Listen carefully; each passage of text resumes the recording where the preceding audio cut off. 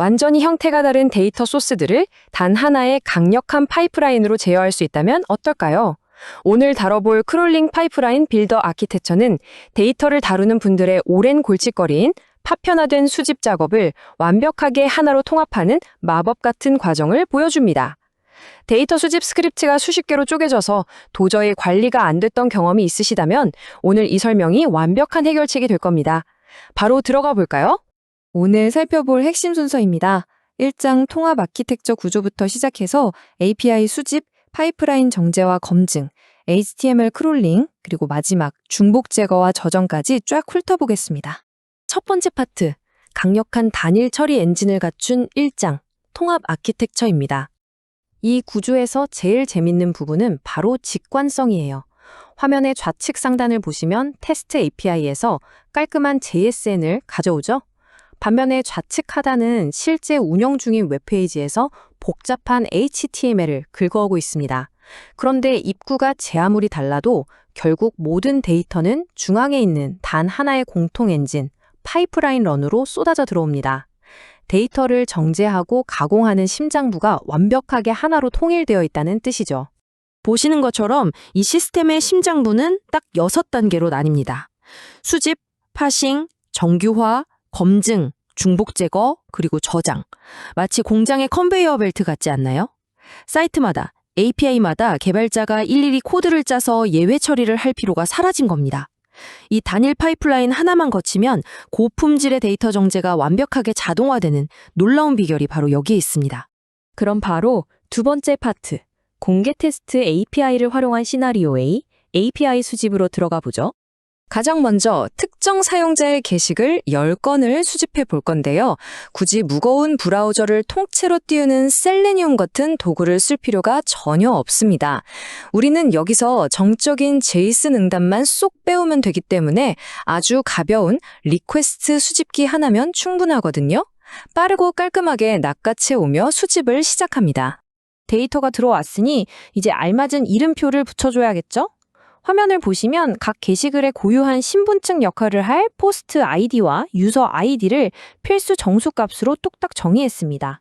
제목은 필수로 하되 본문은 비어있을 수도 있으니 선택 항목으로 뒀고요.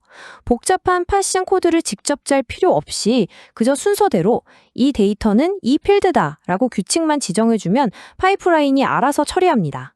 세 번째 파트, 고품질 데이터의 비결인 파이프라인 정제 및 검증 단계입니다. 자, 여기서 데이터 정규화라는 마법이 시작되는데요. 정규화는 원본 저데이터의 의미를 훼손하는 게 절대 아닙니다. 세탁기에서 막 꺼낸 구겨진 셔츠를 반듯하게 다림질하는 거랑 똑같아요. 데이터가 최종 저장소에 닿기도 전에 제목과 본문에 섞여 있는 지저분한 앞뒤 공백이나 제멋대로인 줄바꿈들을 아주 깔끔하고 일관성 있게 다듬어줍니다. 그런데 다림질이 끝났다고 그냥 다 통과될까요? 천만의 말씀입니다. 곧바로 깐깐한 문지기 역할을 하는 검증 단계가 버티고 있거든요. 예를 들어 포스트 아이디와 유저 아이디는 무조건 1 이상이어야 하고 제목은 일정 길이를 반드시 넘겨야 한다는 엄격한 기준을 세웁니다. 필수값이 빠졌거나 이 기준에 미달하면 어떻게 되냐고요? 가차없이 파이프라인 밖으로 튕겨나갑니다. 물론 탈락 사유는 시스템 로그에 낱낱이 기록되고요. 오직 이 철저한 검증을 견뎌낸 최상급 데이터만 살아남는 완벽한 구조입니다. 이어지는 중복 제거 단계가 얼마나 영리하게 작동하는지 표를 통해 추적해 볼까요? 우리는 아까 고유 신분증으로 만들었던 포스트 아이디를 기준으로 중복을 걸러내는 스킵 정책을 썼습니다. 첫 번째 실행에선 10개의 데이터가 무사히 저장되죠. 하지만 두 번째, 똑같은 실행에선 어떨까요? 파이프라인이 10개의 게시글을 정확히 중복으로 눈치채고 깔끔하게 저장을 건너뜁니다. 쓸데없는 중복 데이터로 데이터베이스가 뚱뚱해지는 현상을 아주 스마트하게 원천 차단하는 겁니다. 네 번째 파트, 이번엔 분위기를 완전히 바꿔서 실제 운영 중인 웹페이지를 대상으로 하는 시나리오 B, HTML 크롤링입니다.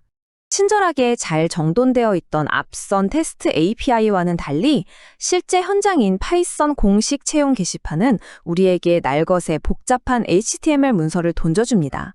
그래서 데이터 추출 도구를 살짝 바꿉니다.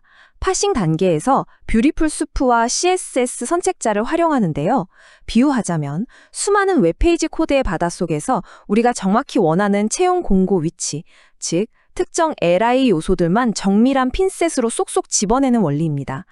대상 서버에 무리를 주지 않는 매너를 지키기 위해 최대 20건의 공고만 수집하도록 세팅하고요. 각 공고의 내용들을 꼼꼼하게 매핑합니다. 여기서 특히 게시 시각 부분을 주목해 주실 필요가 있습니다. 모니터 화면에 보이는 예쁘장한 날짜 글자를 가져오는 게 아니라 HTML 코드 깊숙이 숨어있는 타임 요소의 데이타임 속성값을 콕 집어서 추출합니다. 왜 이렇게 할까요? 그래야 나중에 엑셀이나 데이터베이스에서 데이터를 정렬할 때 기계가 조금의 오차도 없이 완벽한 표준 시각으로 인식하고 처리할 수 있거든요. 바로 이 지점에서 파이프라인의 정교화 엔진이 또 한 번 눈부시게 빛을 발합니다. 일반적인 웹페이지를 긁어오다 보면 링크 주소가 슬래시로만 시작하는 반쪽짜리 상대 경로인 경우가 허다해요. 하지만 이 파이프라인의 정교화 과정을 거치면 그 반쪽짜리 주소가 클릭하면 바로 접속 가능한 완벽한 절대 URL로 둔갑합니다. 나중에 수집된 데이터를 엑셀로 열어놓고 일일이 주소 앞부분 복사해서 붙여넣었던 그 막노동, 이제 아예 하실 필요가 없다는 뜻이죠. 그리고 절대 잊지 마셔야 할 핵심이 있습니다. 방금 수집한 이 복잡한 HTML 데이터 역시 앞서 본 API 데이터와 완벽하게 똑같은 컨베이어 벨트, 즉 공통 파이프라인을 탑니다. 똑같이 깐깐하게 검증을 받고 이번엔 공고 URL을 고유키로 삼아 중복을 걸러내죠. 여기에 매일 오전 9시에 부드럽게 실행되도록 예약하고 네트워크 오류 시 5분 후 딱 한 번만 재시도하라는 설정만 얹어주면 서버를 괴롭히지 않고 알아서 척척 굴러가는 아주 견고한 무인 자동화 봇이 뚝딱 완성됩니다.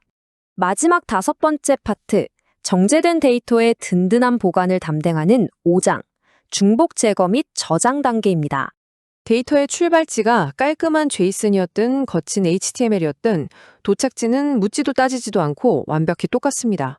깐깐한 파이프라인 검증을 모두 통과한 이 순도 100%의 데이터는 철저히 독립된 디렉터리에 3가지 형태로 안전하게 동시 저장됩니다.